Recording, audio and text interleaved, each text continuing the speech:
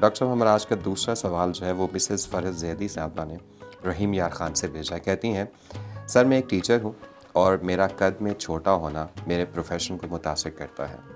میرے اسٹوڈنٹ قد کاٹ میں مجھ سے زیادہ ہوتے ہیں اور آج کل کی جنریشن بڑی بے لاگ اور بے تکلف ہے، اس لیے بعض اوقات ان کی اس بے تکلفی سے مجھے خوف آتا ہے. آپ بھی ایک معلم ہیں اور میرے جذبات اور احساسات سمجھ کے ہوں گے، کوئی ایسا وظیفہ بتا دیں جس سے میرا خوف بھی جاتا رہے اور میں اپنے اسٹوڈنٹس پر غالب رہوں. ڈاکٹر صاحب یہ تو ان کا اپنا ایک مسئلہ بھی وہ آپ سے پیش کر رہی ہیں.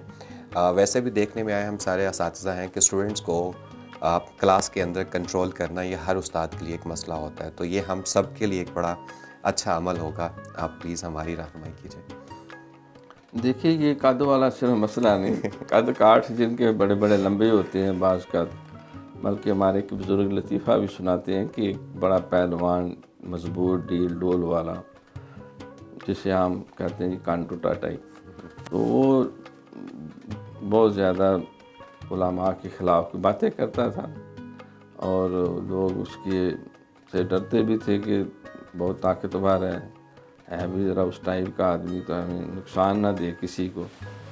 تو علماء نے پھر باہمی مشورہ کیا، تو انہوں نے ایک جلسہ رکھا، یا جلسہ کا جب موقع بنا تو اس کو اسپیشلی مہمان خصوصی کے طور پہ بلا لیا. کچھ معززین کو ساتھ لے کے انہیں دعوت دی کہ آپ تشریف لائیں، اور لوگوں کو کافی اس کا زمین آسمان کے خلاف عملہ، یہ بڑے پہلوان ہیں، بڑے دانشور ہیں، بڑے یہ ہے وہ ہے. انہوں نے کہا یہ آ کے یہاں خطاب فرمائیں گے.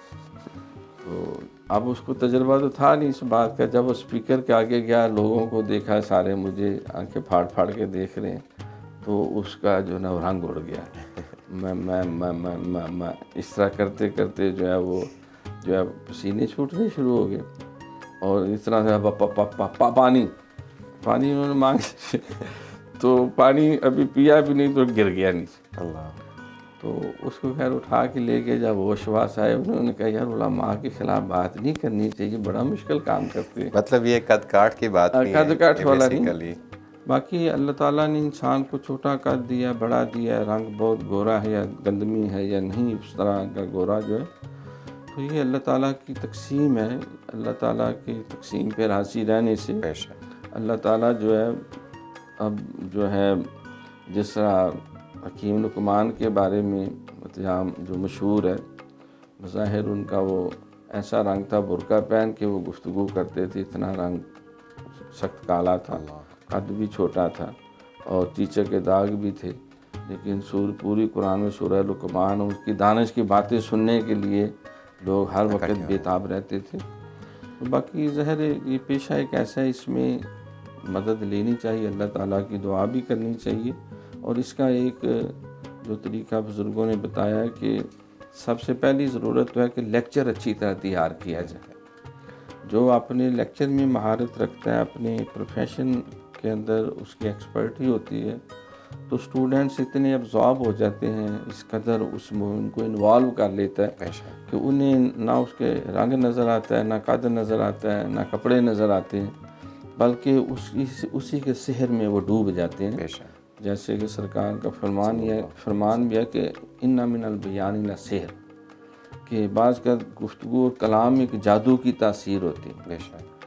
تو انسان اپنا جب تیار ہو، اپنا موضوع اور ٹاپک اچھی طرح سارے پہلوؤں سے آگاہ ہو، تو بچوں کو اس میں انوالو کر لیتا ہے. دوسرا یہ بزرگوں نے بتایا کہ ٹیچر باوضو ہو تو اس کے ذہنی قوا زیادہ فعال اور ورک کرتے ہیں.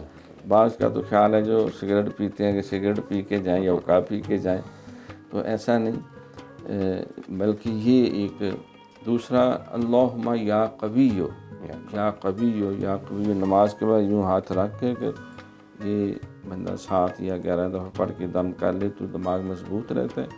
اور لیکچر سے پہلے اللہم یا سمیع ہو، یا سمیع ہو، یا سمیع ہو، اے سننے والے. تو اگر تصور کر کے 11 دفعہ پڑھ کے کلاس میں جانے سے پہلے دم کر دے تو انشاءاللہ تعالیٰ ان کے اوپر ایسا اثر ہوگا کہ پھر جسے کہتے ہیں نا کہ جادو ہو جانا، سنیں گے بھی اور قدر بھی کریں گے انشاءاللہ۔